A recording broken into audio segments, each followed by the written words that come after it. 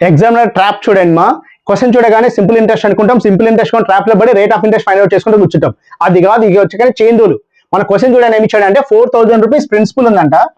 అది చూడండి మా 8 years లో అమౌంట్ ఏమవుతుంది అంట, 8 years లో అమౌంట్ ఏమవుతుంది అంటే 5000 అవుతుందంట. అంటే మనకు వచ్చే ఇంట్రెస్ట్ ఎంత, 1000 రూపీస్. ఓకేనా? అదే చూడండి మా 2100 రూపీస్ ఎంత టైంకి 2800 అవుతుంది అన్నాడంటే 700 కదా వచ్చే ఇంట్రెస్ట్. క్లియర్ ఎక్కడ? అంటే జస్ట్ ఈ పార్ట్ తీసుకుంటే దీని చైన్ రూల్ కి ఈజీగా అప్లై చేసి చూడండి. 4000 రావడానికి సమ్ ఇంట్రెస్ట్ రావడానికి 8 years పడితే 2100 రావడానికి ఎంత టైం పడుతుంది అంటే, ఈ ప్రిన్సిపల్ తక్కువ ఉంది కాబట్టి ఎక్కువ టైం పడుతుంది. కాబట్టి 4000/2100 రాసేస్తున్నాను. క్లియర్ ఎక్కడ?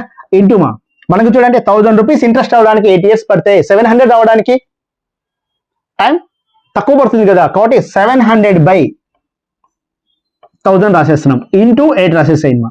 7 1s 7 3s 1s 4s అంటే 32/3 అంటే ఎంత, 10/2/3 అంటే ఇంటూ 12 రాస్తే 3 1s 3 4s అంటే 10 years 8 months మా. క్లియర్ గా డీటెయిల్ గా నేర్చుకోవాలి అంటే రాహుల్ అకాడమీ యాప్ లోని బ్లూ ప్రింట్ టార్గెట్ ఎస్ఐ కోర్సుని డే 30 చూడండి.